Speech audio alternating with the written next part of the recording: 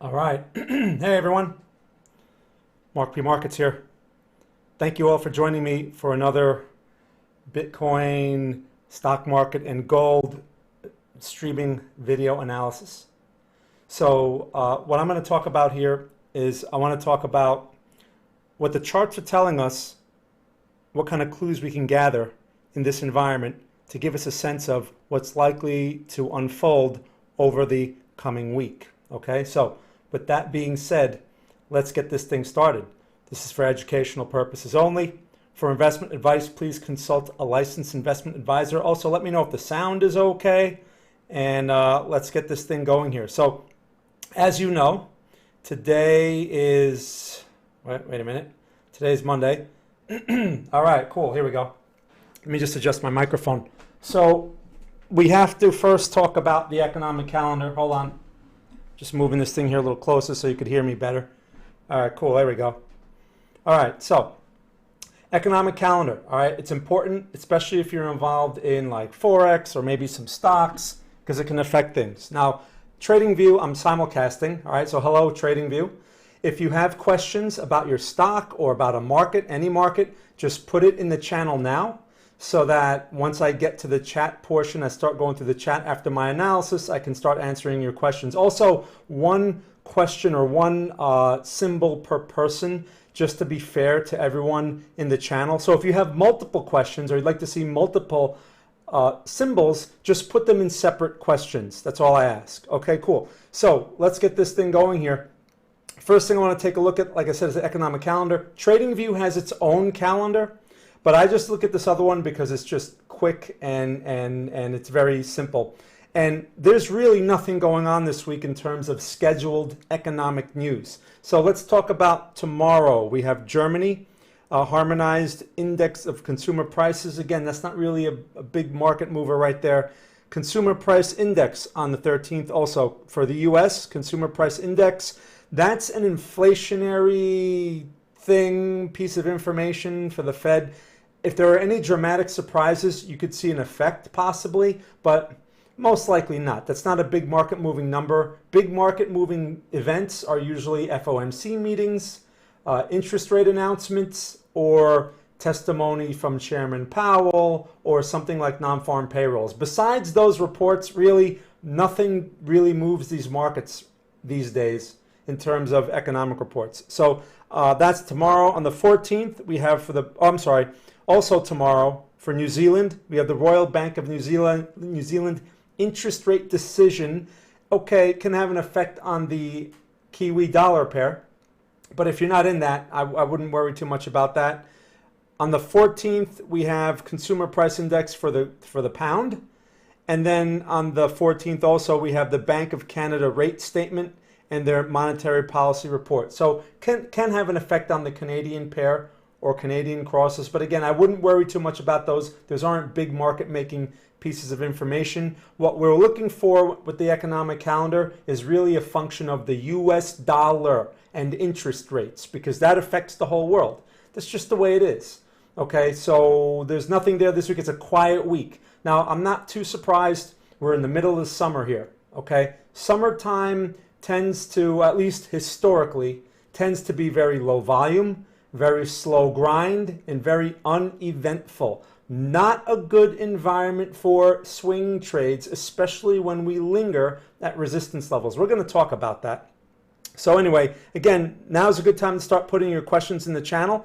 TradingView people, good time to put them in, because when I simulcast, I'm usually not able to answer all the questions. I realize things are slow, but hey, ask me anything. Okay, so anyway, let me go to my other chat here. Good to see some people. Shay Shank, nice to see you. He always comes to my streams. Jesse, hey, from Poughkeepsie, thank you for joining. Hey, Alex, good to see you. All right, so, and I see, thanks for your questionnaire about snow, Jesse. I'm definitely going to get to that. So let's talk about Bitcoin first, okay? Now, look, this Bitcoin situation, if you haven't read my article on TradingView, you should read it. And this would also be a good opportunity to ask questions about that article, because it's hard for me to answer the questions in the forum on TradingView. I know that may sound ridiculous to some people, but that's just the way it is. So this would be a great time to ask those type of questions, and I can answer them in real time. Anyway, the point of my article was Bitcoin needs to make its move. before we can really jump to any type of conclusion. There are a lot of people looking for attention. There are people that are making these exaggerated predictions. We should all be used to this by now in the Bitcoin space, especially after the nonsense that went on back in February and March with the over-exaggerated claims that, you know, you're going to 10x your investment in one day, blah, blah, blah nonsense. Well, those people are still going to be putting out stuff because you have to understand their agenda. They need attention so that they can convert that to customers, basically, right? I mean, why does someone come out and say Bitcoin's going to 15K or Bitcoin's going to 80K? Why do they come out with that stuff when there's no basis to make that type of prediction, right? We don't know where the market's going to go, especially based on the price action that we're seeing right now. So let's start out with the slightly bigger picture, right? Again, let me know if my sound is okay or not. If it's not okay, let me know. If it's okay, you don't have to say anything. Oh, Visionary sent me 100 coins. Hey, thank you so much, Visionary. Hey, no problem. Take a look at WISH, Wish. Always, hey, no problem. Thank you for the coins. That's very generous of you. You don't have to do that. Definitely we'll get to your question. Thank you. So, you know, this Bitcoin situation, again, the bigger picture hasn't changed. The bigger picture, as aggravating as it is for the bears, the bigger picture's bullish. There's nothing really bearish about higher lows and higher highs followed by a higher low consolidation, which is what we've been in since May. Nothing has changed. So if people are flip-flopping, or 1 minute they're bullish, then they're bearish, then they're bullish, then they're bearish, then they're bullish. I don't know what the story, maybe they're fooling themselves, maybe they lack experience. I don't know what their agenda is, but there's really nothing to say here except that Bitcoin needs to make the decision, not us. Right? We can't figure out what some catalyst will be tomorrow or the next day, right? That will have an effect on the chart. The chart can't tell us that. So right when you have these situations where the chart is stuck, right? The price is stuck in this tiny consolidation area here. Prices are highly random, which means signals like buy signals and sell signals, which we've been seeing, right? In June, we saw 3 buy signals, took a couple, didn't really go anywhere. I think one of them reached like our first target and they got stopped out. But there were only 3 swing trade signals. So far in July, there's only been 1 and it's going nowhere, all right? We're not opposed to taking buy signals.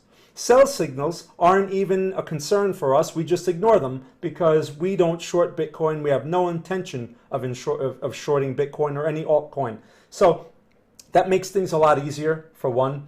That's always been our policy. So right now, at the moment, price action says sell signal. But a couple of days ago, earlier, it said buy signal.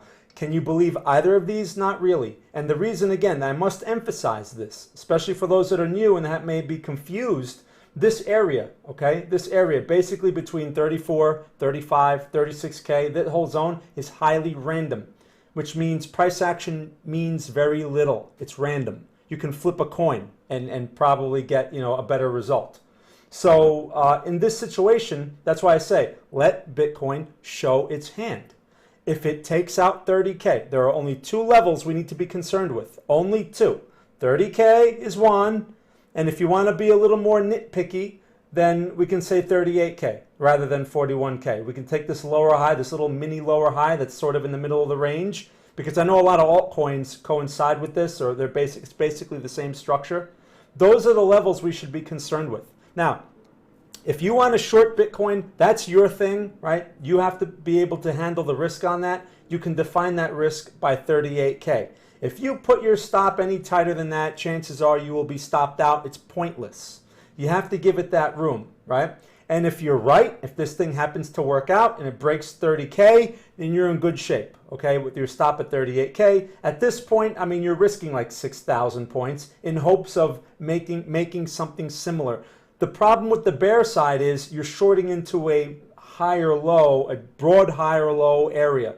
So if 30K holds again, then all those shorts that piled in with you are going to get squeezed. And then you're going to have all these buyers that can't wait to get into this thing. And that's you know, one of the problems when you're shorting into lows that you really have to be careful of. So that's the short argument. The long argument, again, is you have 30K, you have 28.5. As long as those levels are generally holding, so we may test 30, maybe we test slightly lower, but if the buying comes back in and we don't decisively take out 28.5, then nothing's changed. We're looking at maybe another, double bottom relative to, what is this low here? 28.6 that was made back in June, right? June 21 there. I mean, you're looking at a double bottom relative to that, which would be a buying opportunity, right? So I'd be all open to a swing trade long at such an area if price action could confirm. So my point is this: don't sit here and try to second guess the market. No one knows. Even worse, don't listen to anyone.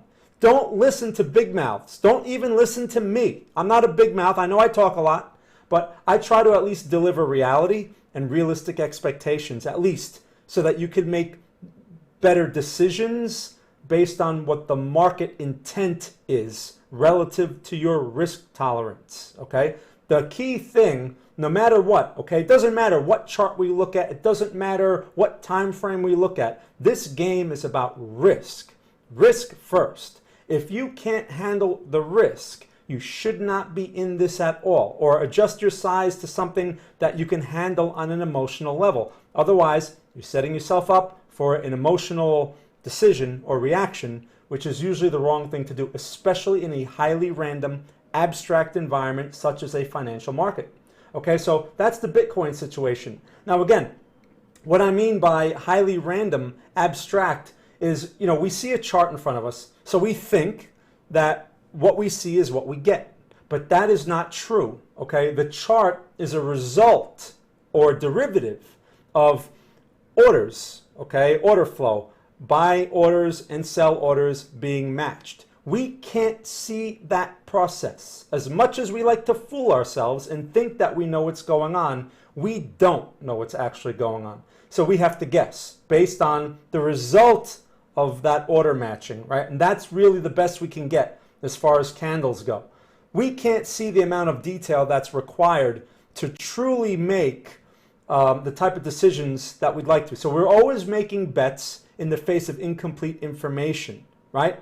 That's where risk comes in. So really your focus should be on risk, nothing else, okay? Especially in this situation. All right, so that's my Bitcoin rant. Let's move on here before I talk about Bitcoin for the whole 3 hours. All right, let's talk about the Nasdaq. Again, if you have questions, just put them in the channel and I'll get to them. Nasdaq, NSX-USD. This is the Nasdaq 100 CFD.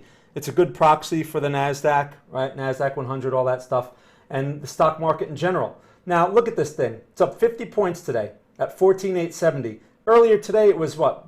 Trying to break 14.8. It just doesn't break. It's trying to make that higher high. All right, let's take a look at the S&P. So SPX, USD, what's going on here?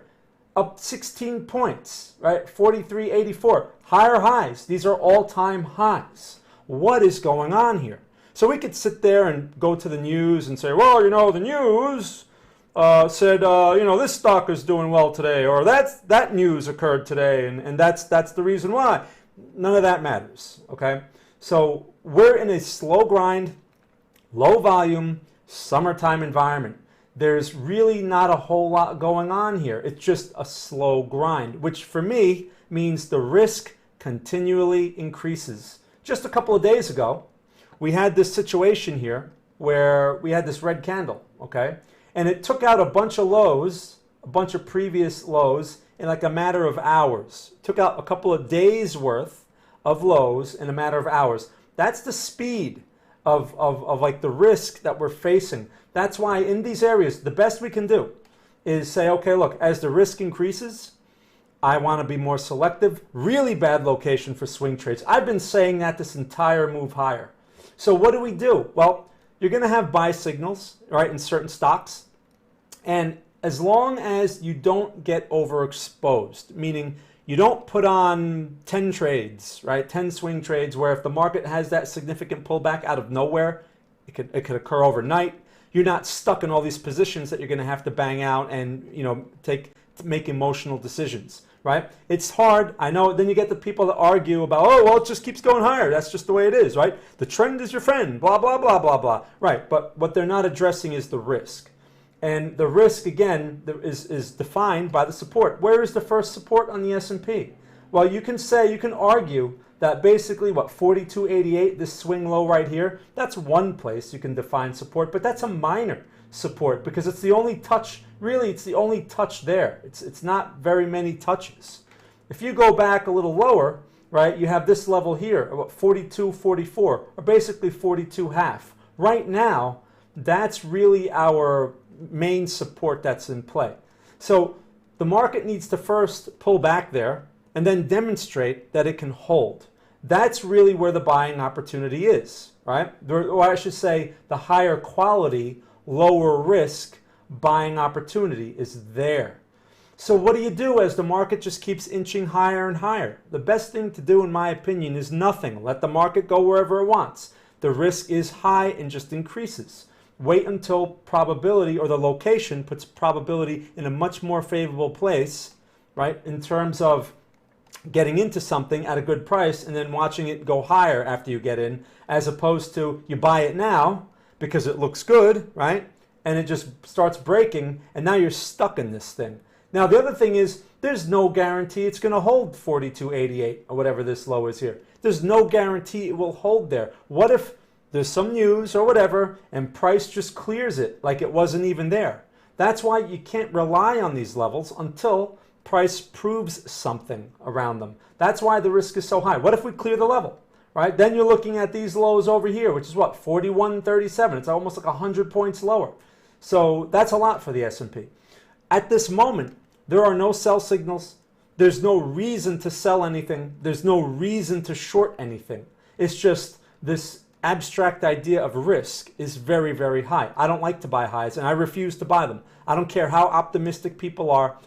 One thing you can't get caught up in these environments is getting into the complacency, right? People that watch like they watch their phone for like the stock quotes. Oh yeah, everything. Oh, the S&P's up today. Oh yeah, my stocks are doing fine. Oh, my portfolio. Oh yeah, everything is good. Oh yeah, my 401k. Blah blah blah blah blah. Oh, the news said that the stock market's making all-time highs today. What else is new? That's all it does, is make all-time highs. Everything is good. Everything is safe. Nothing is safe, ever, okay? This thing could turn very quickly. And then people overreact, right? Pulls back 10 points and everyone thinks it's going to zero. So, like I said, just look at the locations. Don't listen to people. Don't read the news. It's not going to help you. People think that news is informative and it gives you some form of control because you apply that to logic and you're like, oh yeah, but the logic, and yeah, right, I know how to interpret financial news and blah, blah, blah, blah, blah. Means nothing. Means nothing. Price is going to do what it's going to do. Because the large players that can move price are going to do things for reasons that we may not know. And the news is certainly not going to report the accuracy of those reasons. It's not their job. They just need to get attention, okay? So I always have to make sure people understand that. All right, so that's the S&P. Let me know if you have any questions. Let me jump over to gold real quick, all right? Because gold is a market that we follow very closely. And gold has been tricky. Now, again, this goes back to logic. And hey, I see a lot of people putting questions in TradingView. Oh, by the way, and people, I'm so glad people remind me of this. If you want to share what country you're from or what city you're from, I see people automatically do it in TradingView. I guess they've heard my other streams. Yeah, I always love to hear that. It's always interesting. I'm broadcasting from the greater New York City area, by the way, northern New Jersey. So I have my one New Yorker and my other chat over here. Sometimes I get Jersey people. It's always nice to see where people are from in the world. It's always very interesting and fun. Anyway, all right, so let's talk about gold real quick. Now, this is where logic can really make a mess of your account. Gold, right, we think of gold as, okay, anti-inflationary hedge, right? Dollar goes higher, gold should go lower, and vice versa, and blah, blah, blah. Interest rates connected to gold. Okay, though that's logic. And most of the time that makes sense, okay? If dollar is going higher, gold should be going lower. But gold has been acting very strange. Okay, now let's kind of compare this. Let's go to the bond market real quick. Okay, ZN, these are the bond futures, 10-year note futures. This is basically a reflection of interest rates. So this is very important because interest rates control everything. Now, the bond prices are pulling back, which means rates are slightly going higher. Now, the bonds recently broke out, which means rates were going lower, right? Because the yield is inverse to the bond prices. So the question is, what kind of trend do we have here? This can be very, very confusing, all right? And here's why. You have to look at, when it comes to bonds, you can't really focus too much on the small picture price action. A lot of this is very noisy. You know, a lot of it could be, it's just a lot of randomness, a lot of noise, a lot of different catalysts moving this thing. The bigger picture is not exactly bullish, although it's had this recent breakout. This can still be a lower high where it is right now. The market needs to prove this one way or the other. But right now, if this lower high sticks, what does that mean, right? If that's the case and bond prices start pulling back again, that means higher interest rates. Higher interest rates aren't good for anything. They're not good for the stock market. They're not good for gold because it means stronger dollar. So you have to keep an eye on this. And you can't make judgments just on like today's candle. Oh, red candle. Okay, dollar going higher. I'm going to do this. I'm going to do that. It really takes a long time for this thing to make decisive moves and for the market to feel it, okay? It can take weeks. So important to realize here that the broader trend is not exactly bullish, okay? I mean, if I zoom out like this and we have this area here, we have that break. I shouldn't say broader trend. I should say recent structure, kind of like that Bitcoin situation, because this broader trend, when I zoom out like this, I mean, that's bullish, right? I mean, I see just one big set of higher lows and higher highs until recently, right? So rates were actually going lower and lower and lower. Well, that makes sense in a stimulus environment when you're always pumping stimulus. I'm not here to talk about economics, but the point is, keep an eye on this thing, because if this thing turns into a lower high and this broader trend changes, right, because it starts to take out a low and we get a bearish structure, then that means higher rates. Now, that brings me back to gold. All right, so gold, this is why you can't have opinions on these things. Gold, as you can see, this is a recent swing trade that got stopped out. I talk about this one all the time. Stopped out the next day for like 30 points, and it went like 110 points lower from that entry price, right? Good thing we took only a 30-point stop. So here's the thing. Don't let logic get in the way. Don't let those economic opinions get in the way. Look at the levels. Right now, gold had this double bottom, all right, at, what is that, 1750 area? Okay, that's cool. It had this attempt to go higher. Okay, and now it's hesitating a bit. I wouldn't short gold, all right? Just in this situation, it took out this resistance. I'd wait for a higher low. Perhaps it can touch maybe the 1780s like it tried to earlier today, what, low 1791? And maybe it can give you a higher low or something like that. This is a good situation if you can get that. If you get the higher low, right, I would be looking for the next higher high. If you can get that, that would be good for gold mining stocks. If you want to take XAU outright, you should wait for a buy signal. But this moment, this price action right here at this moment is a tough spot. So I either want to see a higher low on gold or there's really not much else to do. We have a trade of the week on AG. This thing gets stopped out. Today's low is 1407. Is that right? Today's low, 1407. The stop is at 14. This thing is 10 cents away from the stop. All right, this trade has been on. We sent out a trade of the week a couple of weeks ago, and I've had a swing trade on this thing for weeks. Long from 16, stop loss at 14. It's just about there. But what do I do? Should I get out now? Well, it's only 10 cents more. What am I going to do? The stop is there. If it stops out and then I get a reversal to go along again, I'll go along AG again because I'm still generally bullish on gold, okay, until we see some decisive moves out of those other markets. All right, so those are the things I wanted to cover. How much time did I spend on that? Oh, a little too much time. All right, I want to spend more time on your questions. So that was my portion of the analysis. Again, thank you for listening, and let's take a look at what kind of questions I have here. All right, so I'm going to jump over to TradingView here real quick. Again, I really appreciate everyone's questions. Got a ton of them in here. All right, from Denmark, I have my Denmark people. All right, where's Schwartz? Right, where's Schwartz from Romania? My Romanians better be here today.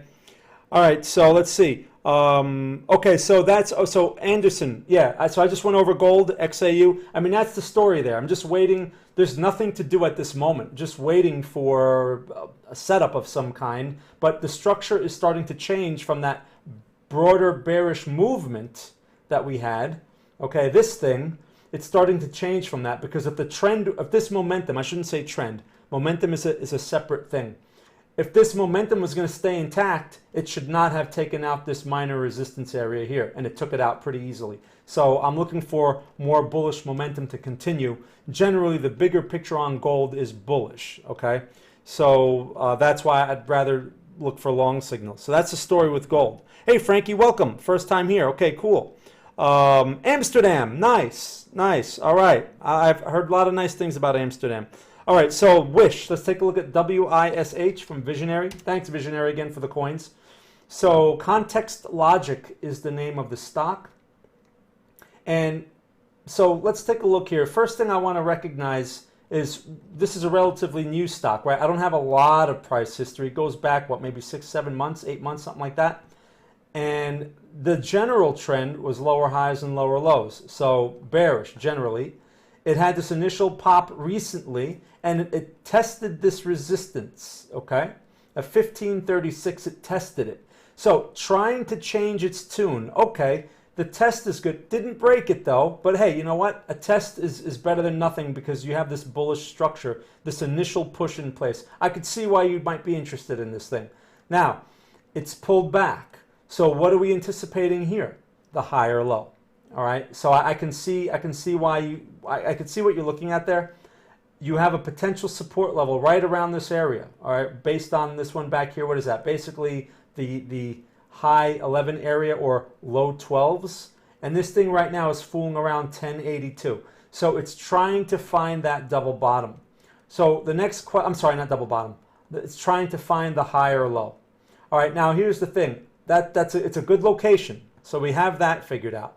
The thing is, the current price action, red candle today, looks like it's trying to take out yesterday's low. Hasn't done that yet. That's bearish. So I don't want to get involved in that just yet, right? That's not exactly what I want to see for a buy signal. You can measure risk from this low here of 1026, right? Basically 10 and a quarter. This green candle here, that's where you're measuring risk from right now.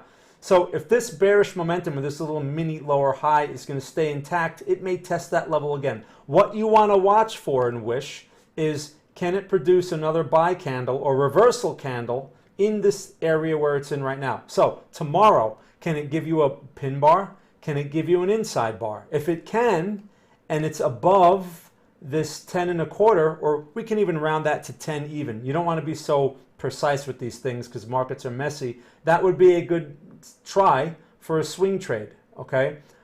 You can measure your risk either from 10 or from this low here, 970 area, all right? Or maybe you want to round it to 950, and your reward potential would be measured by this high, 15, 17, so you can round that to 15 even, right? You're risking maybe $2 or $3 at most to try to make $2 or $3, right? I mean, if you're buying this at 10-ish, or something, maybe a little bit more than 10, and you can get $2 out of that, or maybe $2.50, that's within reason based on the market structure that we see here. Now with the higher low, if the higher low gets established, theoretically it should go for the higher high.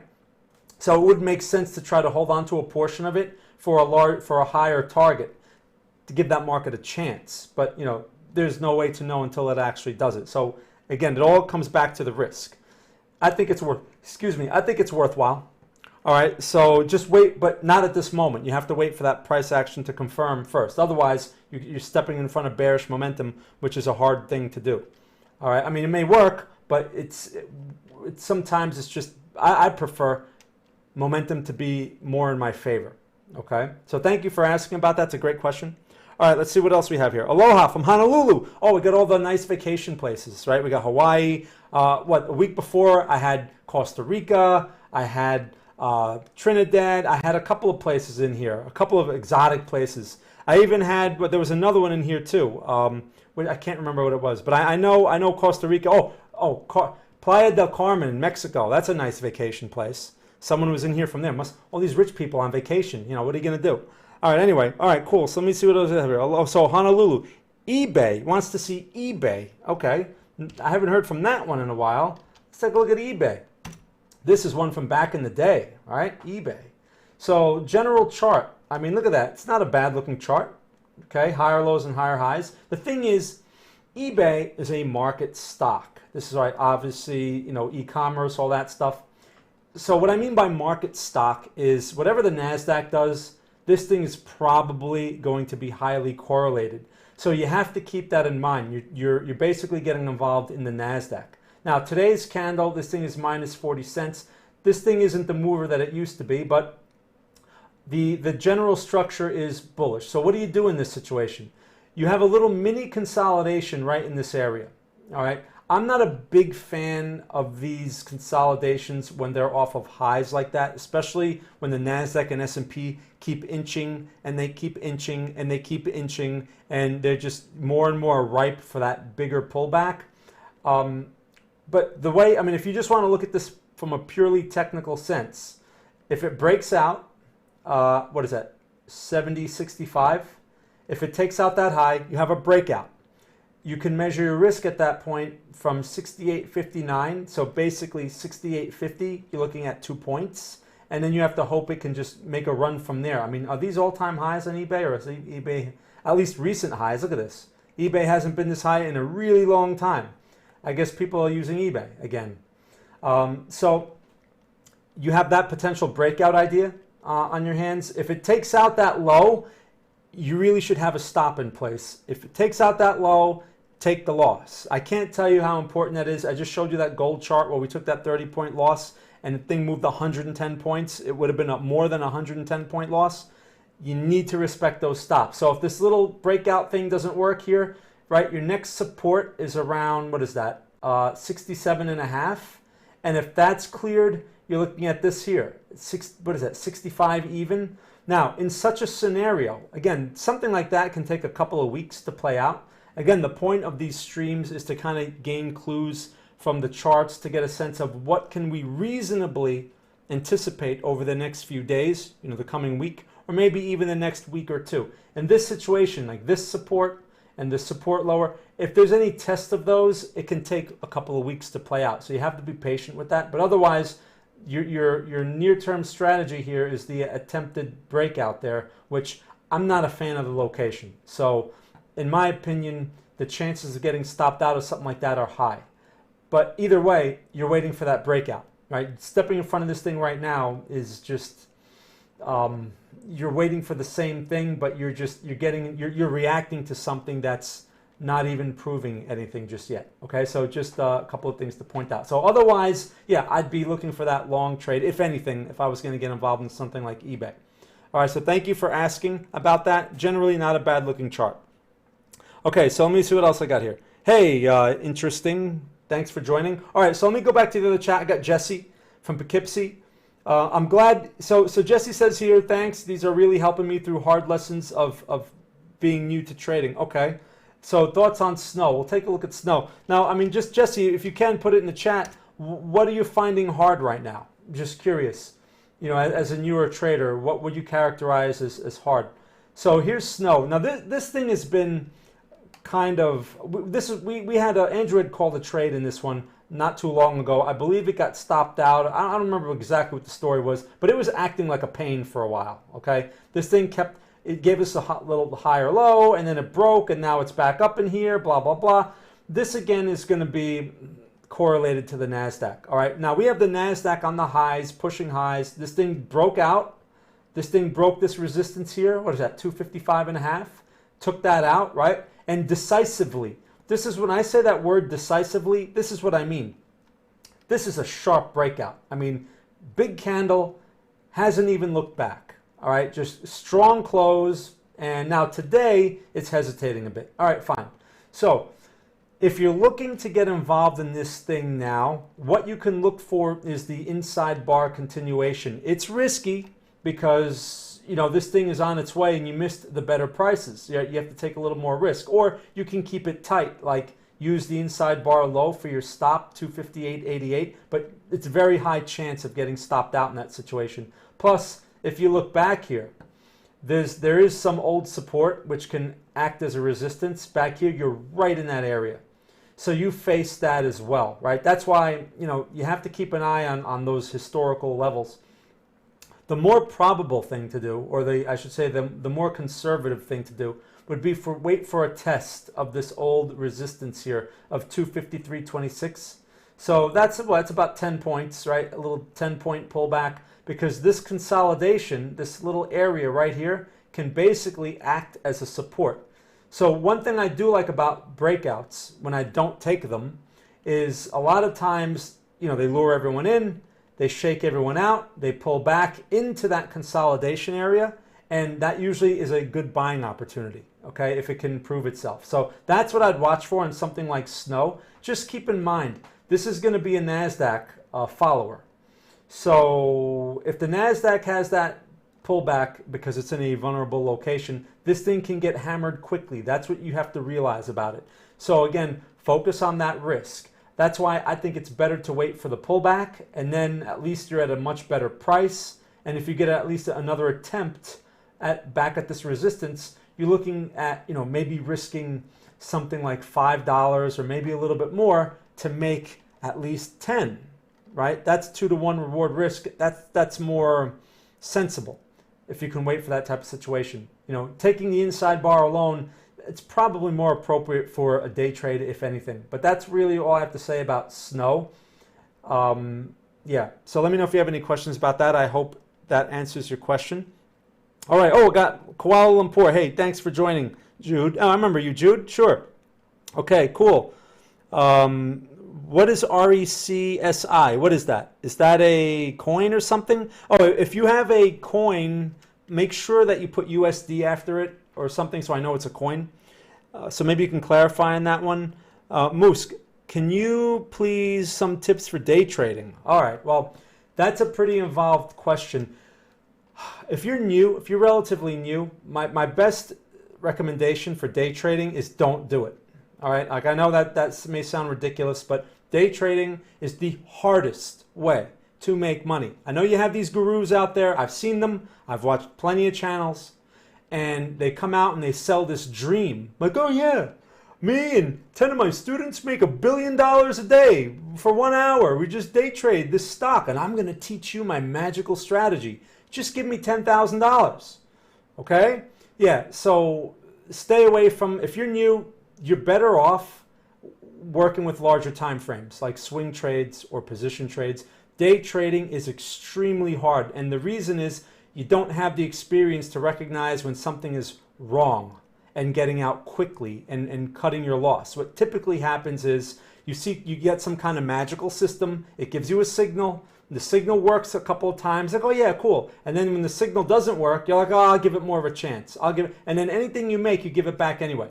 It was funny, I saw a commercial on YouTube. I'm not going to say for who. And they always show the fine print on the bottom of the commercial. Make sure you read that fine print. I know people generally don't like to read it, but it was funny because I always read it just to get a laugh. Because the guy is sitting there talking about how much money you could make and this and that and blah, blah, blah, and blah, blah, blah, right?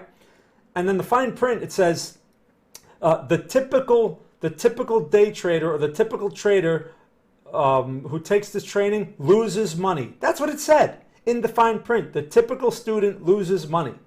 And I was like, so I guess, you know, people go into that thinking, well, I'm better than the typical student. I'm not going to lose money. You're going to lose money. All right. So that's my tip on day trading. Don't do it. Or paper trade it. Paper trade. You know, if you want to work with day trade time frames, you're looking at 5-minute, you're looking at maybe 15-minute for a sort of a bigger picture. But things change so fast on that time frame that if you can't control your actions on the bigger picture, you better forget the smaller picture. All right, so it takes time. Take your time with it. That's the best thing I can tell you. You can apply these concepts that I talk about all the time here on the smaller time frames, but again, it's really a matter of recognizing when you're wrong and having your risk very strictly defined. Right? It takes years to figure out how to do that, by the way. Not a couple of months like these guys suggest. Okay, cool. Okay, all right. Hey, Julio from London. All right. Is it a good idea to get into NVIDIA now? Or, okay, NVIDIA. Let's take a look. NVDA. Now, NVIDIA is a major market stock. I mean, this is practically the Nasdaq, okay? And here's the thing. So he wants to know, is this a good time to get in? And I have to say, no. It's not. Now, as a swing trade, Andrew would argue, oh, it's a good time to buy into these things anytime, right? Yeah, as an investor, but you have to know how to control your risk with the size in those situations. I am not a fan of buying anything for long term at such levels because, look at this thing. How much higher are they going to go? Sure, they could go a little higher, but that's not what I'm worried about. People are always focused on the reward. The reward, is it's still a good time to buy? I need to make money, right? But the thing is, how much risk do you have to take to make that money? Because if you have to take the risk and this thing goes the wrong way, you lose a ton of money. Well, the risk is very high. That's why I don't like these. Where is the risk on NVIDIA? Well, you can argue that there's some here at 790, right? That's the recent swing low. So that's a good reference point, but it's minor relative to this gigantic structure. The real support on this thing is back here at, what is that? 648 or 650. So are you prepared to take 150 points of pain? Or would you like to buy this thing now and watch it pull back 150 points and watch your money just vanish? Well, that's up to you. Some people don't mind, or some people, oh yeah, right, it's NVIDIA, it'll come back. But my point is, if you want to buy a quality stock, now NVIDIA is a quality stock. I can't take that away from it. It's not some garbage altcoin, okay? The thing is, if you want to get good prices, you have to wait for good prices.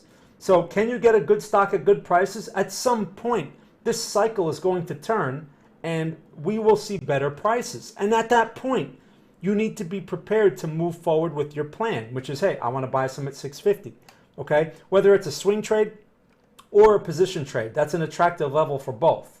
Otherwise, this thing needs to pull back and deliver or produce some kind of structure where we could measure more, what's the word I'm looking for? Where we can consider it to be more reliable. This is not reliable at all, especially in light of where the Nasdaq and S&P are. Keep in mind, like I said, this is a market stock. So when I see market stocks, the chart itself is not as meaningful as this, the Nasdaq. This Nasdaq location, like I said earlier, is highly vulnerable and high risk. So if we see a 1,000-point pullback on this thing over a few weeks, you better believe NVIDIA is not going to be going higher, right? So that's the risk you have to look at. And then if that's not right, when it makes sense that that's a lot of risk, and I wouldn't blame you for not wanting to take that risk, then you wait for better prices. They'll come. All right, so I hope that's a good answer, and that's a long answer. I like to talk a lot. Anyway, so thank you for asking. Let's jump over to the other chat here. All right, so I talked about that before. Hey, E, hello from Lithuania. Got my Lithuania people here. I'm still waiting for Schwartz. Where's Schwartz? Are you watching BTC dominance? Okay, here's a good question. Are you watching BTC dominance for an idea of alts? No. That's a good question, Eduardo. The answer is no. I don't pay any attention to that, and here's why.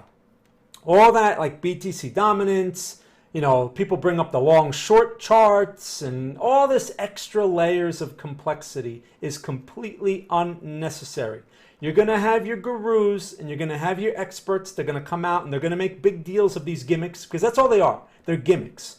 We don't need that information to make quality and actionable decisions based on the risk we want to take. So no need to put extra layers. People also ask me about volume. People ask me about like the order flow, things like on Coinbase Pro, you can see like the order flow. Oh, it's all nonsense. It's all unnecessary, complex layers for nothing.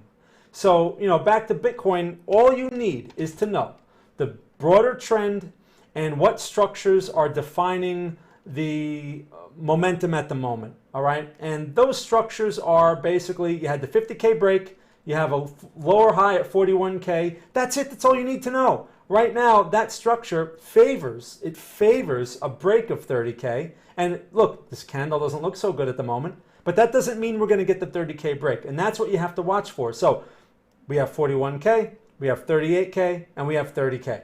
That's it. So Bitcoin needs to prove itself one way or the other. Once it provides that proof, then we could go to the next part of our plan. So if 30K breaks, for example, then I'm anticipating 26K. And if it can prove itself there and build a support, then perhaps that might be a good place to go long for a swing trade or a position trade. I have no interest in shorting. So that's it, right? So Bitcoin needs to make its move one way or the other. If it produces a higher low again here off of 30K, hey, that's another place for me to consider a long. I know that 30K to 28K or 28.5 is where I can define risk from. I know that. And as long as I'm willing to take that risk, then I can work with the market in that way. Once that level is cleared, then I adjust. That's it. So to answer your question about all that BTC dominance and this and that, whatever, it's a gimmick that's often used by people to attract attention and to make it sound like they know what they're talking about. All right. So anyway, hey, from Nigeria, hey, thanks for joining. All right, let's see, Mazikara from Columbus, cool.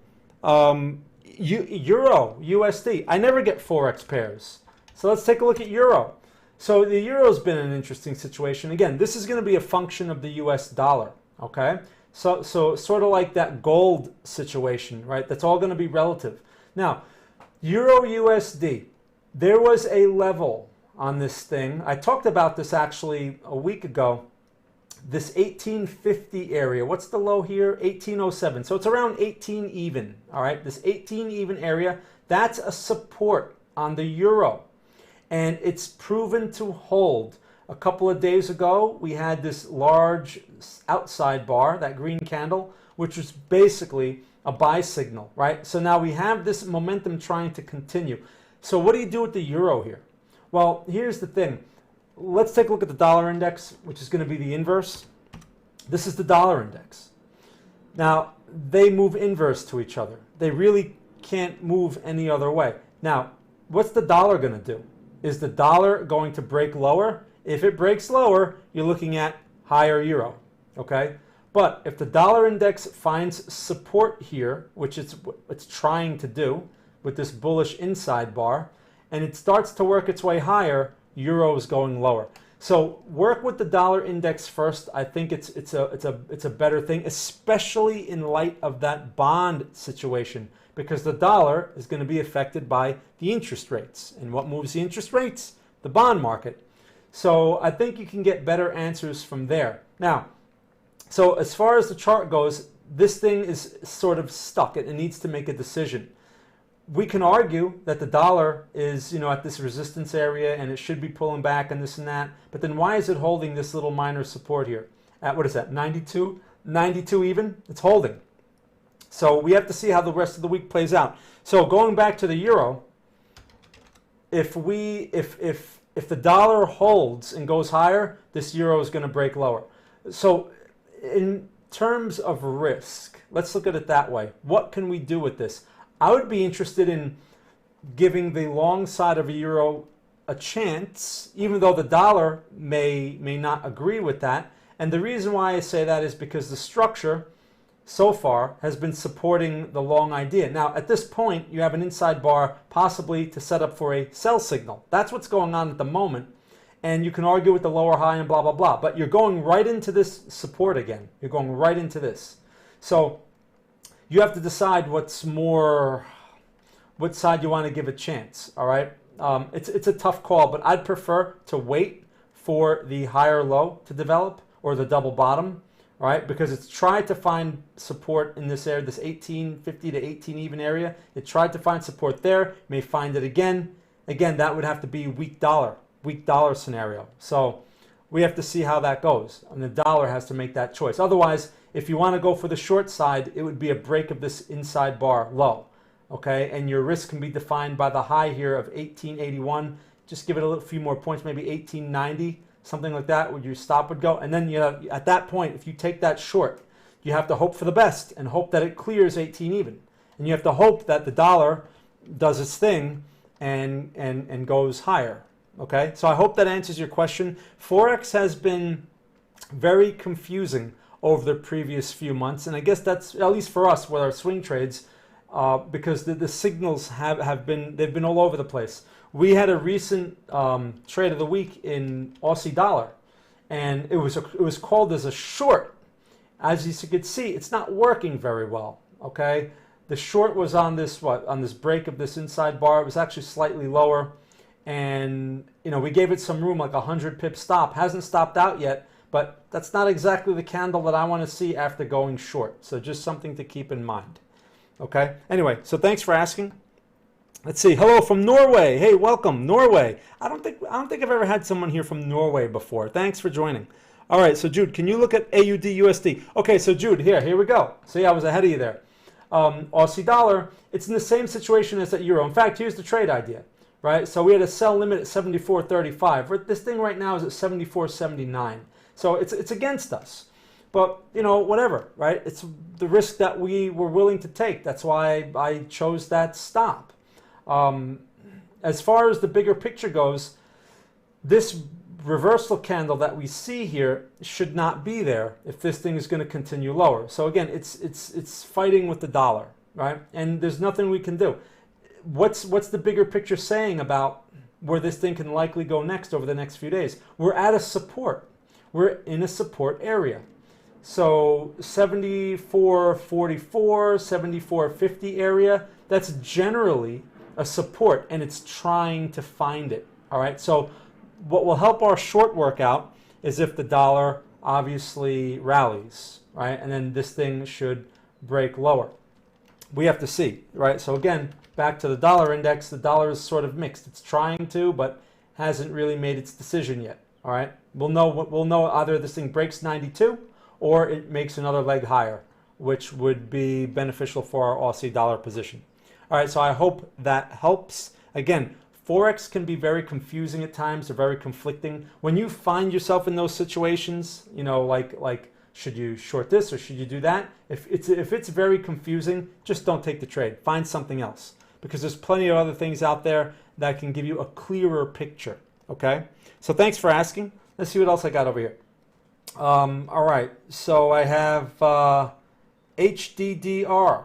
Why is summer usually so slow? Good question, good question.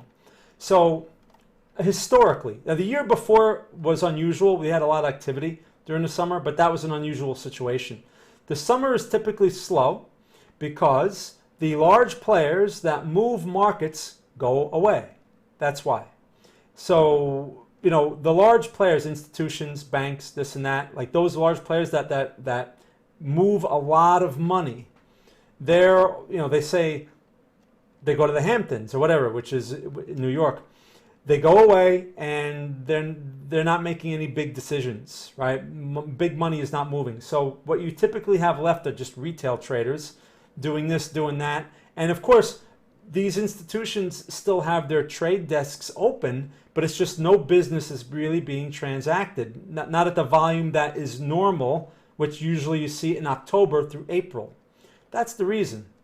And that's been the cycle since probably the stock market has been in existence. That's just a seasonal thing. So you would think with technology today and algos and all this and all that shouldn't matter, but obviously it still matters. Okay, so thanks for asking. Avi from Israel. Hey, welcome, Israel.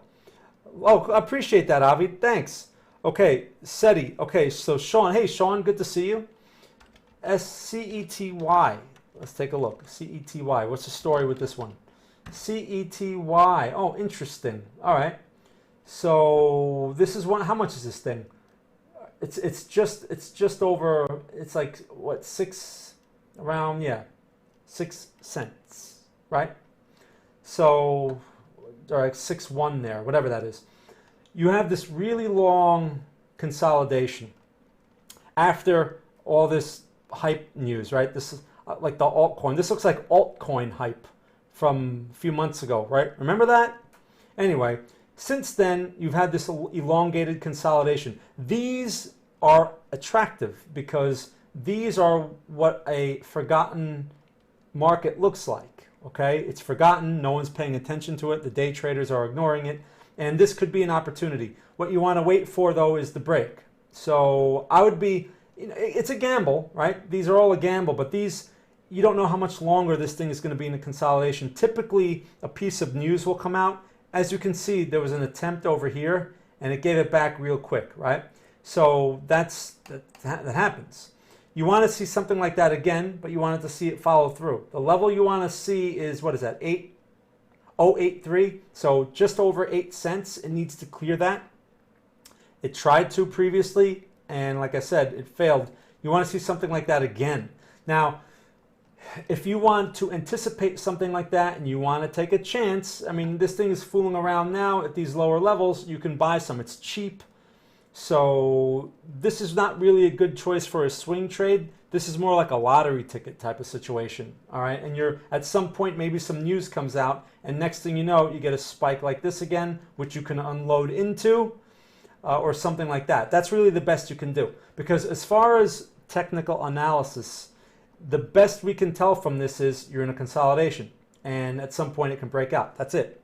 That's all it can tell us. So the level of the breakout will be important. That's what's going to put it on the radar for all the day traders and all the people that pile into this thing. If there's some news or whatever that gets this thing going, and you want to be prepared to sell if you're in from a good price. That's really the best I could tell you. Otherwise, if you're in it and you're just saying, well, where should I get out if this thing turns to garbage? Well, your support is, what is this? 5.5 cents. You might as well give it to 5 cents, 5 even. And if it goes there, I mean, if you don't have a lot of money in this thing, well, then you just let it go to zero. All right, it probably won't go to zero, but you just, what I'm saying is you just don't care, right? If you don't have much money in this thing. Otherwise, there's not much to do. All right, you're waiting for the herd mentality breakout to start this thing going again, and it can come out of nowhere. So the advantage that you have here, it's a sleepy market and you can still get a good price. You just have to realize it's like a lottery ticket. It's a penny stock basically, and you have to wait for that big move. That's it. That's the game you're playing. Stocks that are this cheap, usually the charts aren't very useful. Okay, so thank you for asking, Sean. Good one to definitely keep on the radar, or place your bet, your gamble on this thing. Hey Jay, good to see you. Jay from Dubai. Hey. Nice to see you. Haven't seen you in a while. How's everything? All right. So let me see what else I have here. So I went over, okay, Aussie dollar, XAU. Okay, went over that earlier. Anderson, did I go over that? So if you didn't see my XAU analysis, you could wait till I complete the video, and then you can start from the beginning again, because that's part of my regular analysis. It's about maybe 20 minutes into the analysis, I go over gold. All right. Hey, Lagos. Hey, welcome. Welcome, Frankie. I got some Nigerian people here. Cool. Welcome. Kamango. Kamanangado. Sorry if I don't pronounce your name right. I have a hard time seeing with my eyes. Naija. Oh, he's speaking in another language. I'm sorry, I don't understand. Okay. Are you speaking Spanish? That doesn't look like Spanish to me. But anyway, okay. If I heard this a few days ago, €1,000 previously gained. Great advice. Yes, wait for institutions to come in with big candles. Oh, cool, DR. Well, I'm glad you can appreciate that. We got another one from Norway. Welcome. Croatia. Welcome. Cool. Oh, that was like 30 minutes ago. I hope you're still listening. From Chile. Hey, got my Chile guy here. I know we've had some people here from Chile before. Serbia. Welcome. Brazil. Okay. Obrigado. Brazil. Thank you. From Finland, but location in Spain. So Thomas is from Finland, but his Spain. I'm sure there's some. I've never been to Spain, but it sounds like a nice place. Lithuania, cool. Okay, so K-A-H-O-T. What is that? Let's see. K-A-H-O-T. Is that a stock? Okay, I guess it's a stock. Kahoot. All right. This is a Euro stock. All right, or it's on the Norwegian exchange. NCX or what is that? NOK. So all right. So these are in kronas. All right, fine. Let's see what the story is here with this thing. So general trend was bullish. Now it broke that support here, and it's been in this bearish, it's got this bearish structure. Has it corrected almost the entire trend? Almost. So in this situation, I could see why you might be attracted to it and say, hey, good prices. Well, yeah, they are good prices, but the structure is not favorable. Those prices can still go lower. And the reason why I say that is because you have a series of lower highs all over the place, and you keep breaking supports. Okay, you have no double bottom over here. You have nothing. All you have is like a bullish pin bar that doesn't, when you're in this bearish, generally bearish structure, and you have what I mean by bearish structure is when you have all of this behind you. You have all of this, and you cannot even find a support, you can't hold a support, then it's reasonable to assume that supports will continue to break until it proves otherwise. At this point, there's no proof of anything here. All we have is a bullish pin bar. That's not enough. This can easily get taken out. Now, if we had like a number of candles in this area, like we had maybe 20 candles or something, and you have like a little peak and it pulls back, and now you have a double bottom developing there, okay, different story. At least it's trying, okay? But this is nothing. So I would not do anything with this. If you're in it, I hope you're not in it. But if you're in it, I would be expecting lower prices. So I don't know what to tell you on that. Otherwise, stay away from this thing until it can prove itself in terms of structure, or what we like to call stability. And whenever we see like a broader bearish, like this type of situation, even with something like Bitcoin, right? When it had that 50K break, people right away, they ask us, should we buy it? Should we buy it? And the first thing we say is, when it's vertical and it's pretty steep like that, wait for stability, because that momentum can still follow through, and there's no reason to step in front of it too early. We'd rather wait for the environment to be more favorable rather than chasing the best price, right? Again, we're always focused on risk. So reward is a byproduct of good risk management. You need to internalize that. I know it's human nature to focus on the reward. I mean, that's the way we're wired, but it doesn't work in markets. Definitely not. All right, so thank you for asking about that one. Kahoot, or Kahoot it's called? Okay. So, I got Osuban from Slovenia. Oh, welcome. Pozdrav. Oh, okay, cool. I know I think that means thank you in another language. All right. Sorry.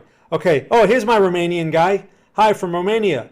Why is S&P not correlated anymore with Bitcoin? Okay, good question. So yeah, I have a whole group of people that follow me from Romania, but I guess they're not here today. So you're my representative from Romania, and thank you for joining. All right, so let's take a look back at the S&P real quick. So why isn't the S&P correlated with Bitcoin anymore? The thing is, that relationship, and let's take a look at Bitcoin again, right? They're doing the opposite right now. That relationship, I like to consider it random to begin with, or a coincidence to begin with, because it's only correlated when it's convenient for everyone, right? S&P sells off, Bitcoin has a big sell-off. They say, you turn the news on, what do they say? Well, people in Bitcoin have to sell their Bitcoin to cover margin calls in the stock market and blah, blah, blah, blah, blah, blah. It's just convenient talk. I don't think there was ever a solid correlation. Usually those type of intermarket relationships, usually they're around for a while. Like, for example, the bond market and like the dollar with gold, or that type of situation. That's something there's economic forces that make that a reason why that behavior exists, right? There's economic forces that make that happen. Bitcoin and S&P, there's really no, it's just I think it's just a coincidence. Just because how many stock investors own Bitcoin? How many Bitcoin investors are tied up in the stock market? I mean, so I wouldn't go by that information. I just can't think of it as random and focus more on levels and trends. Okay, so thank you for asking about that. Again, that's another piece of complexity or a layer of unnecessary information that can confuse you. I mean, this business is full of that type of information. I mean, most of the information that we consume is useless when it comes to managing risk or making an actionable and quality decision, okay? I'll say 99% of the information that we consume is useless. Even stuff that you put on your charts, like, I got this oscillator on there. It's useless. It doesn't provide any advantage. So that's why I know that may sound harsh, but you have to focus on the right information. Okay, would you recommend the CMT certification? Oh, greetings from Germany. Well, welcome, Daniel. So the CMT, I'm a chartered market technician. That's what CMT stands for. Really, it's not, the CMT is good if you're working in the field, like if you're getting a job in the business as an analyst, you can command a higher salary type of thing. It just demonstrates your expertise of technical analysis. I mean, that's what the designation conveys. Will it help you like automatically make money? No.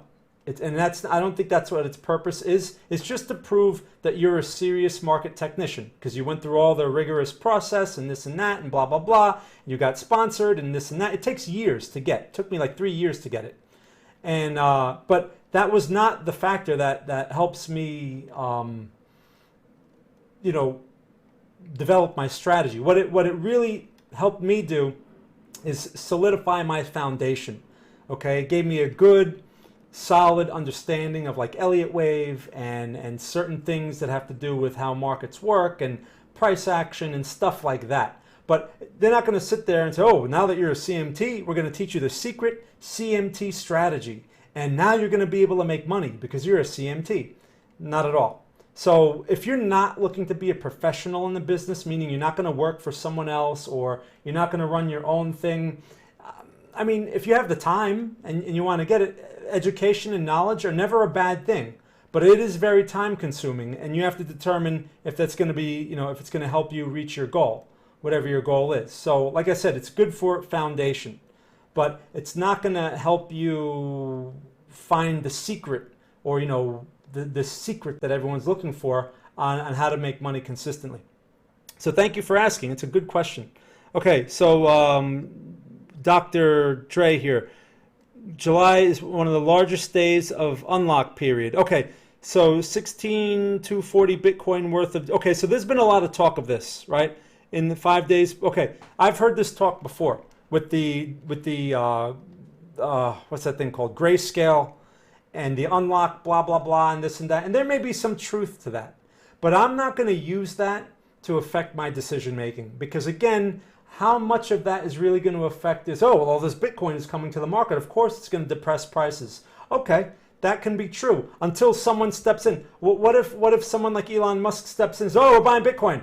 Bitcoin's going to be at 40K in a blink of an eye. Okay, so it doesn't matter what Grayscale is doing. And on top of that, if all that Bitcoin is coming to market and this and that, shouldn't Bitcoin be at like 20K, like in an instant? Because if everyone sees all that supply coming to market, shouldn't that cause other people to just sell anyway ahead of that, especially the insiders who know it's coming before everyone else? So again, unnecessary information. Okay, and the problem with that information, look, if you like to be informed, there's nothing wrong with trying to be informed and this and that and whatever, but you need to understand that most of it is an illusion of control. We can't see the process, like I said, that determines the price. So again, we apply logic. Oh, a lot of coins come into the market. It's got to depress price, right? That's logic. But markets don't work that way.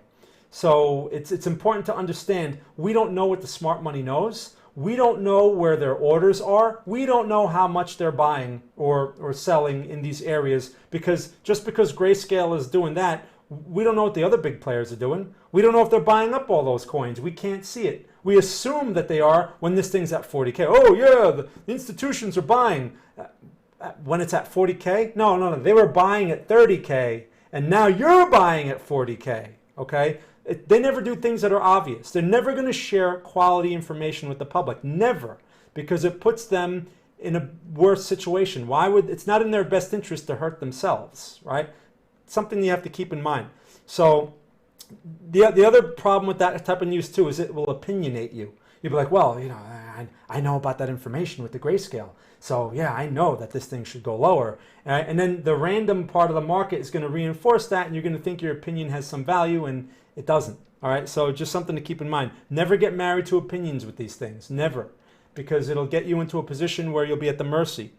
Okay, RECSI, it's a stock. Oh, okay, cool. Thanks for clarifying. I know that was like 30 minutes ago, but let's take a look. So REC Silicon, all right. Let's take a look at this situation. We have a generally bullish trend, all right. Higher lows, higher highs in general. All right. Now, since then, that peak was back in what? February, second week of February. Since then, we've been in this consolidation. Okay, fine, no problem. The consolidation low, which is the higher low, is 1370. Okay, fine, 1370. That's your range low. So right there, I know that this 1370, 14 area is a higher probability area for a long. Right off the bat, I know that. Now, let's compare that to what price action is doing right now. Right now, it tried to establish this higher low the other day. That was what, 2 days ago? Okay, now today's Monday. So Monday's candle here is a bearish pin bar. So what that tells me is, yeah, it's trying to do something, but I don't want to step in front of a bearish pin bar and potential lower high. So buying is not a consideration here. All right, I would be looking for, in order for a long on something like this, what I would like to see in this situation, I would like to see three things. First, I would like to see a higher low develop after this pin bar. So higher low somewhere around here, which is what? What price is that? That's around 16.5. That would be like a little tight higher low. I would like to see a double bottom. If we can't get the higher low, double bottom at 15.25, somewhere around there. If that can't occur, then I'd be looking at the range low, okay, which is 13.68. You can maybe even round that to 14. Those are your levels of interest. Otherwise, you're dealing with a lot of noise here, especially since you're right in the middle of this consolidation. The midpoints, just like Bitcoin, are highly random, okay? So that's why I wouldn't act or react to this information here. Wait for those better levels, all right, if you're looking for a long. And again, that's from the swing trade perspective. And you have, and your targets, by the way, or your reward potential would be measured by the range highs. So you're looking at, what, $20, around there. You don't want to get unrealistic and say, whoa, back here, it went to 24, so I'm going to use that. That's a lot more money. No, you have to look at the more recent resistance, because that's where people were selling their whatever. That's where people were choosing to sell. So that's more realistic. That's where you have to go by. It can break that, but you want to keep your initial targets realistic. And then after that point, after you've locked something in, and then you want to be aggressive and let it run, hey, no problem. At least the idea is you've reduced your risk because you've locked something in, and now you can let the market work for you if it wants to. All right, so thank you for asking. It's not a bad looking stock in general. All right, let me see what else I got here. How am I doing on time? I know I've been talking a lot. I'm going to have to wrap this up. Okay, I got a few more minutes. All right, let me jump over to the other chat here. Thong. Hey, Thong from Vietnam. Welcome. Okay, so what's he saying here? Should I get one long and one short position so that when the market proves some signal, I can close? Okay, so you're talking about sort of a hedge, okay? So long Bitcoin, maybe short Ethereum, and then when the market makes its choice, you close the losing one and let the winner run. You can do that. I mean, that's like a bracket type of trade, right? This used to be very common, especially in Forex. They used to do that on NFP Fridays. They would say, you put the long here, you push your short there, and whichever order gets tapped, then you close the one that, whatever, right? Whatever. The problem with that situation, though, is what if it goes the wrong way on both sides, right? So you long one, you short the other, and then they split for a little while. It's possible. Usually Bitcoin is the leader, so they all follow Bitcoin. So it's unlikely that relationship will stay on for long. But I just say this, as far as, let's go back to Bitcoin, right?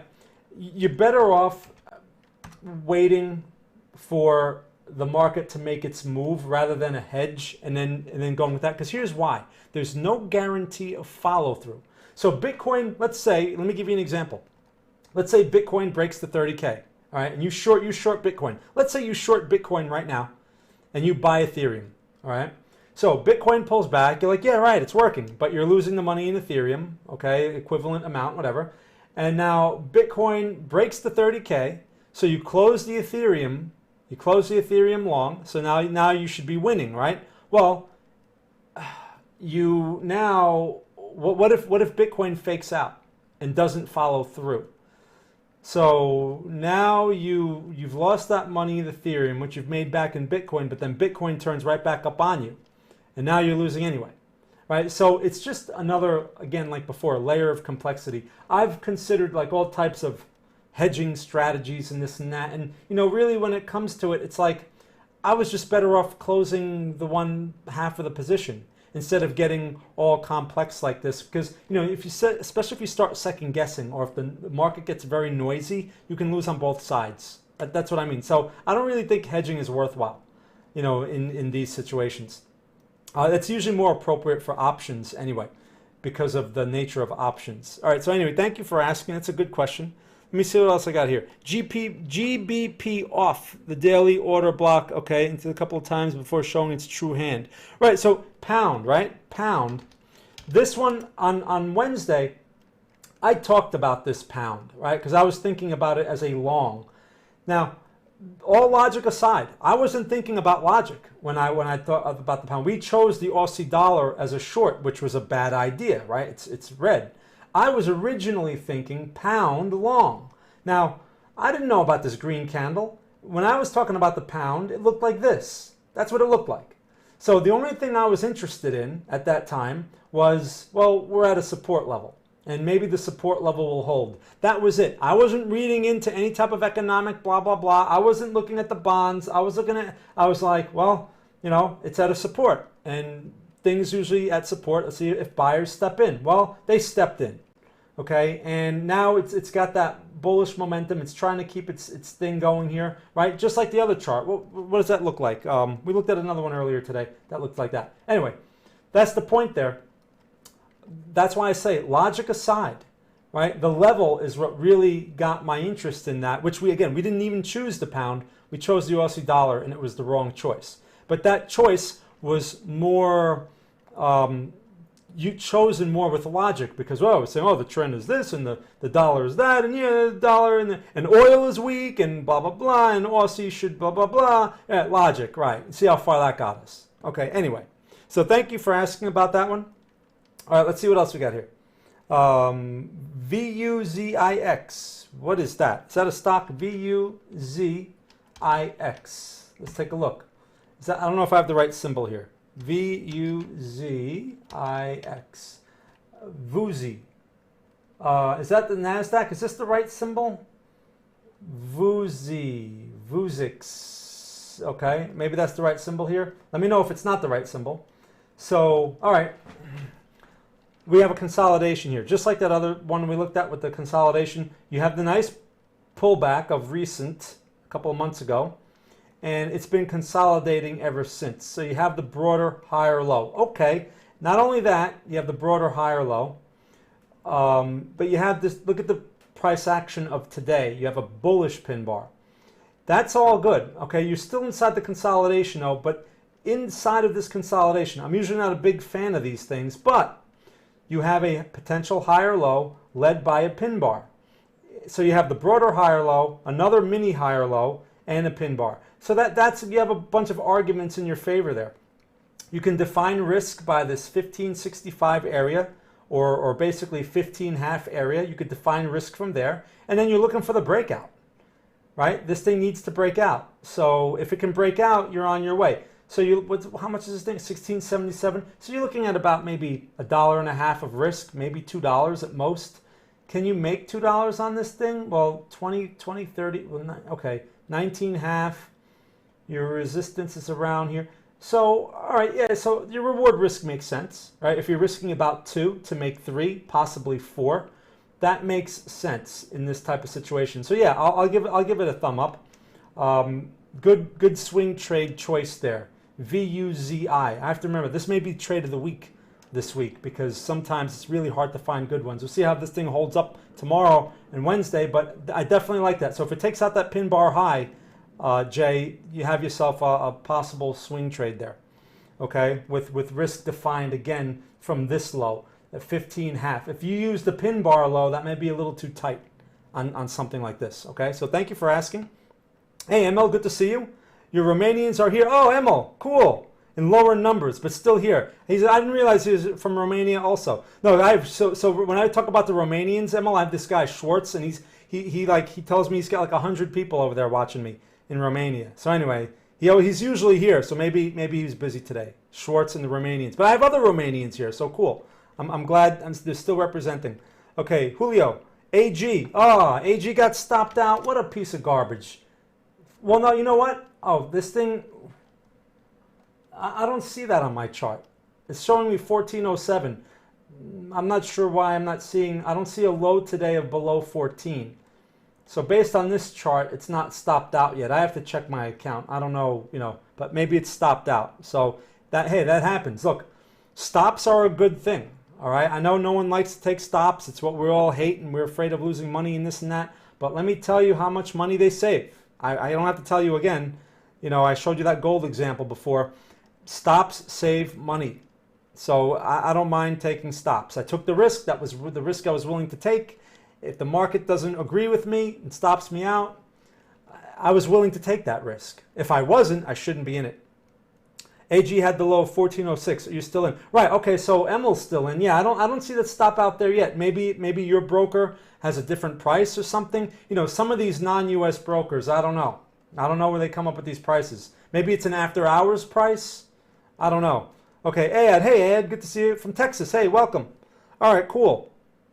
So let me see what we got here. Let me jump over to the chat. I got to wrap this up here in a few more minutes. I really appreciate everyone sticking it out with me, asking great questions. I always get great questions. That's what I love about the community here. People, you know, asking about different symbols and just different situations. And as a group, I mean, that's how we learn. So, hey, bro, Leon here from South Africa. Hey, welcome, Leon. We got a guy from Kosovo. Welcome. All right, cool. What are your thoughts on BCHG? All right, JH, let's take a look. BCHG. Grayscale. Oh, another grayscale. All right. Well, and this is, I guess, based on BCH. First of all, not a big fan of BCH to begin with. With Bitcoin, here's why I'm not a big fan of BCH. I know people, for some reason, I guess maybe they got lured into this with a lot of hype on this thing. When Bitcoin was pushing 65K, okay, this thing was where? Pushing, what is that? Do I have the right? Oh, so the grayscale here was pushing 56.99. Now, if we go to BCH for a moment, let's just go to BCH, the BCH chart. Looks like Bitcoin, but when Bitcoin was at 65K or 64K, this thing was at 1642, right? Now, what's significant about that? Well, let's take a look at a weekly chart real quick. This is the problem, and I have this problem with a lot of these junk altcoins. All right. We don't really need BCH when we have Bitcoin. So comparing back to 2017 or 2018, this thing was at 4,300. This time around, it only makes it like not even halfway, okay? While Bitcoin makes all-time high after all-time high, this coin and its family of junk coins can't even make it 50% back to its high. What does that tell you? So that's my argument right there with these things, why I don't like them. I think there's just a lot of hype, especially this one, with the people behind it, and there's just a lot of junk. So with that being said, and a lot of altcoins are in a very similar situation. With that being said, you're following Bitcoin here. So I can't really judge this chart without looking at Bitcoin first. Well, we looked at Bitcoin. This thing has the lower high in place. Okay, at what is this thing, 527? Now this is the coin. This is not the grayscale product. And I'd be expecting a test of the low, which is what? What is this low here? 387. So basically the 380 area. Of course, Bitcoin will also have to do something similar. So going back to BCHG, right? Same situation. If these things test those lows, you're looking at a test of what, the 11.5 area. Right, for a potential double bottom, but Bitcoin will have to produce that double bottom first. This thing is not going to trade on its own. So that's what you're dealing with there. If you get the double bottom, okay, great, right? But again, you're betting on Bitcoin, right? It doesn't matter what this thing does. So keep an eye on Bitcoin. Use the Bitcoin levels. Use the Bitcoin price action. At this point, I'd just be expecting a higher low or a test of that low based on what Bitcoin is doing. All right, so thank you for asking about BCHG. I hope that helps. Okay. Oh, Han. Hey, Han. Welcome. All right. Okay. Wave. W-A-V. Is that a coin? I think it's a stock too. Maybe if you want to clarify if you're talking about the coin or the stock, because I think is Wave a coin or maybe not? Oh, I'm thinking of waves. Okay, wrong thing. So he must be talking about the stock. Eco Wave Power. All right. Is that what he's talking about here? I don't know. All right, you clarify on that one if you can, please. So if you're talking about Eco Wave Power, if that's the case here, there's no price history. All right, this thing is relatively new. And look at this. It just looks like someone got stuck in this thing here, and it's giving it back. I would stay away from this thing until, is this thing even, yeah, it's a US, okay, it's in dollars. I would wait until this thing gives some kind of reasonable structure. There's nothing to do here. So this could be a lottery ticket. I don't know what they do. Maybe you believe in what it is what they do. Whatever it is, if you want to buy into it, at least you're not buying the high. But that chart looks like garbage. And also on top of it, there's not much data to analyze there. So if you're not in it, you're better off waiting. If you're in it, I don't know what to tell you. I mean, I hope you managed your risk. How much is this thing? It's $11.95. Wow. Some people got caught in that one. So, I mean, it can go a lot lower, right? At this point, the chart isn't saying much, except it closed low, closed weak, and it can go lower. All right, there's not much else to say. So thank you for asking about Wave. And it's a good one for the radar anyway. Maybe over the next few weeks it'll stabilize. Usually these IPO, if this was like a recent IPO or whatever, usually we stay away from these things for at least a month, okay, for most of them. Because most of them, IPOs are basically the early investors dumping it on the public, usually. Often the stock doesn't go higher after the IPO day. It usually pulls back a lot of times, finds a much better price if you wait 3 or 4 weeks, and then you can get things at a much better price. That we picked up a few that way. Okay, so thank you for asking. Can you do silver? Okay, hey, from another one from Slovenia. Sure. Okay, silver. So silver is typically a gold follower, right? XAG USD. But silver's hasn't been following it exactly. So silver's been acting relatively strong. Here's silver. Now let's just compare that to gold real quick. So here's gold, right? Gold tried to pop up recently and whatever. We talked about this earlier. So silver is not doing exactly the same thing. So here's the thing. You have the lower high in place. You have a potential higher low. It's a conflict. Gold needs to break that tie. So at this moment, you have this inside bar right here, right, with a buy signal in place on silver following this higher low area. So you can argue, what about the lower high? Yeah, there's a lower high there, but the general structure is bullish, generally, okay? You have this corrective move, potential lower high. If this thing does not make the lower low at 25, which it doesn't look like it's going to do yet, then I'd be expecting that resistance to break, because this is not within the confines of a bearish trend, okay? So that resistance doesn't carry as much weight. Again, it's going to be dependent on gold. We saw where gold was going. Gold needs to follow through, and that may be a function of the weaker dollar. All right, so I'm not bearish on silver. That's why I liked AG. That's why I chose AG as a trade of the week, and why I also sent out a swing trade on AG was for that reason, because I think silver is acting relatively strong, generally speaking, right? Even on that pullback, silver didn't pull back as badly as gold. So I'm generally bullish on it. Now, again, things can change. And that change would be if it takes out 25 half, this support here. It should not do that if it's going to stay strong. If it takes it out, then we can be looking at a test of the lows, the range low, 23, 24 area. I mean, silver, you know, we don't trade the CFD much because the contract size is very high. And these things, when they go against you, the losses can add up quickly, right? So, you know, if we're going to get into something, it's usually gold anyway. But anyway, I hope that helps for silver. Those are the levels to keep an eye on. All right, let me see what else I got here. Well, I still got a lot more questions. I thought I was actually catching up.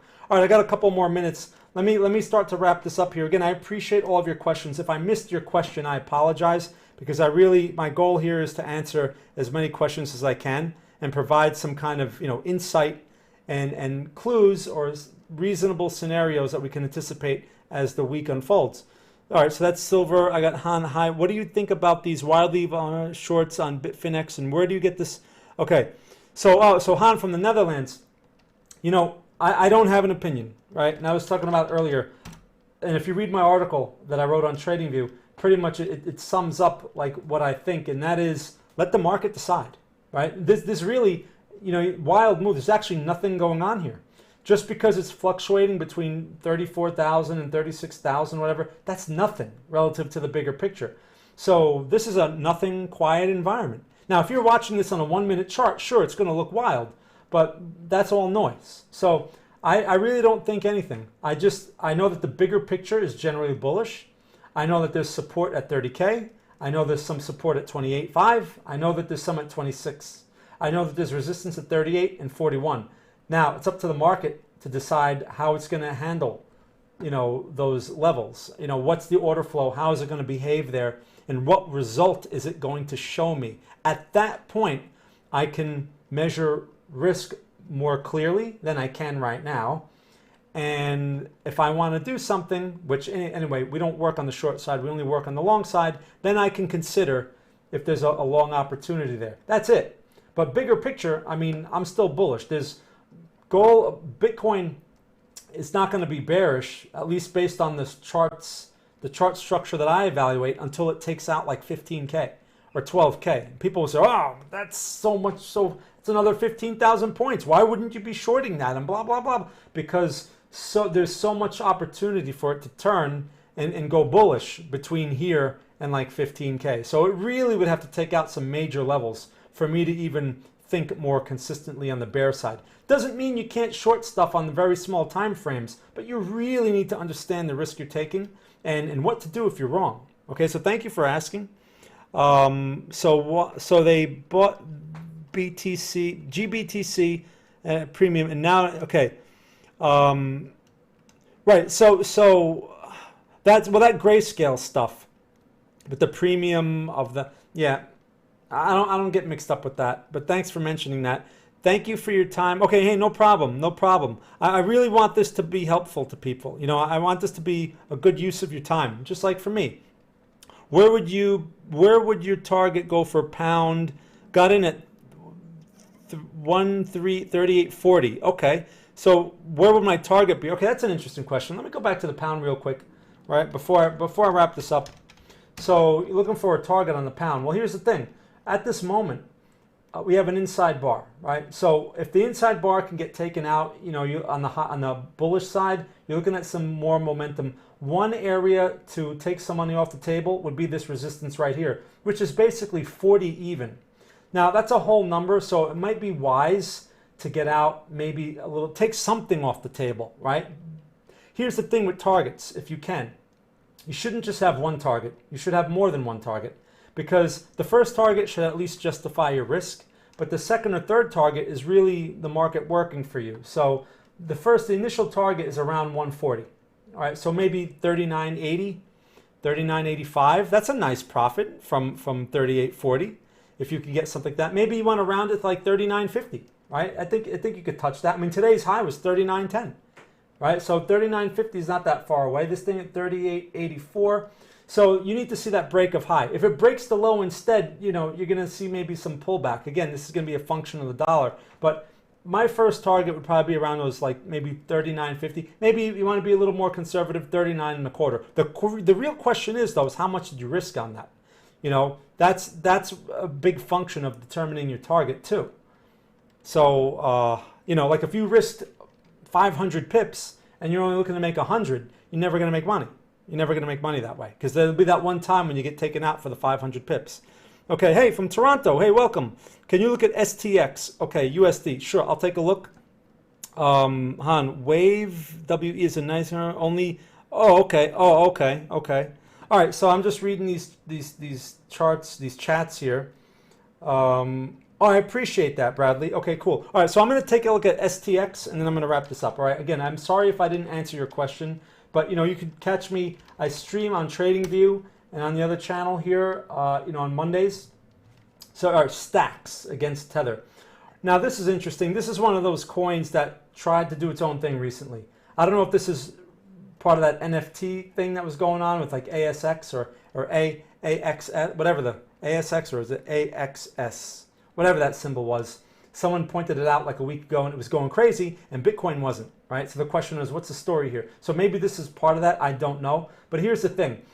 Some of these coins will occasionally do their own thing. This could be a function of people in a chat room somewhere, or maybe the developers are promoting something. Whatever it is they're doing, they're getting people to buy into this thing, right? That's what you're seeing there. You cannot chase that.